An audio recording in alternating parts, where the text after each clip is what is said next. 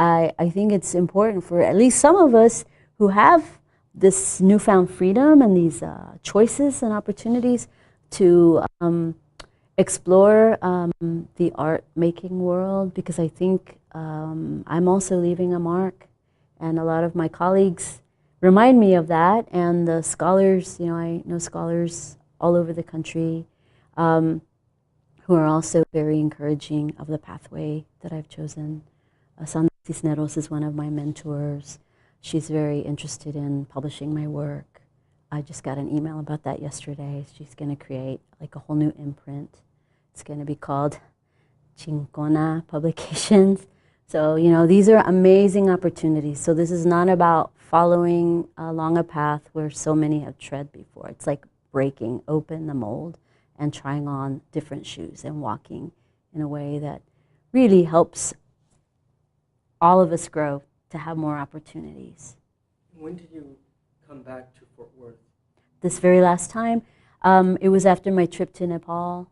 I tend to return home when I've run out of funds. So I spent 3 months in Nepal in '99 and came back to Fort Worth, was living with my mom, got a job, and I thought, well, I'll get back up on my feet and then go to my next adventure. Will it be Chicago?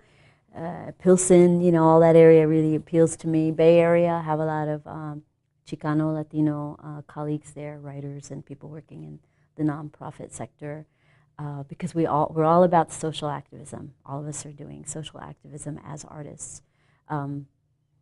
But I ended up staying here, and I've been here ever since, 15 years.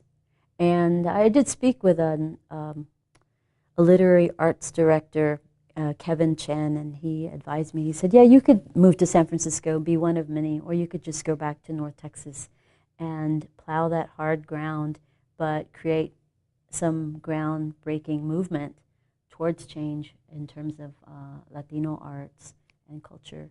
And that's what I feel like I'm doing here, opening up the space for more opportunity for others in this area. Can I ask you how the city of Fort Worth influences your art, or how you take from the ambience of Fort Worth, and that's different than what would happen if you were in San Francisco or in Seattle and other West Coast city?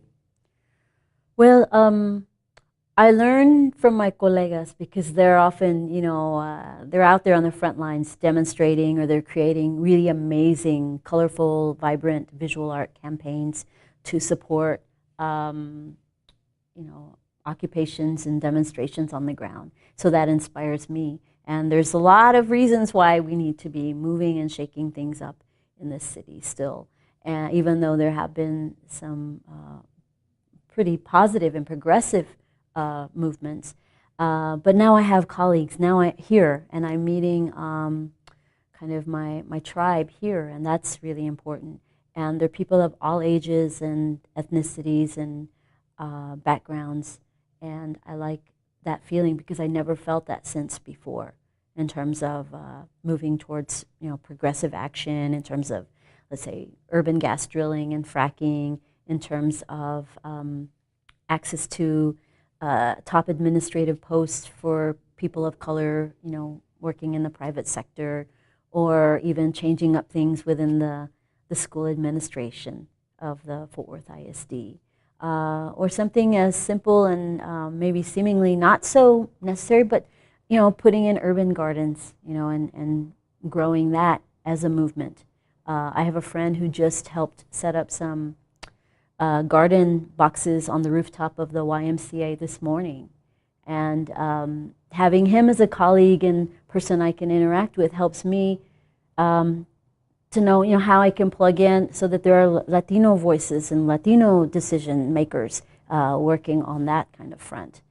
Urban gardening, learning more about growing nutritional food, decolonizing our diet. That book just came out like a week ago, and that's really blowing up nationwide. But I'm a person locally who knows about it, so it's my duty, I feel, to share it with others in this city so that we all grow from the expertise and the knowledge base that I have access to. Decolonizing as getting back to indigenous foodways, from whether it's indigenous people from South America, Mexico, or here in the core North America? Exactly. Yes, precisely. Okay. Hmm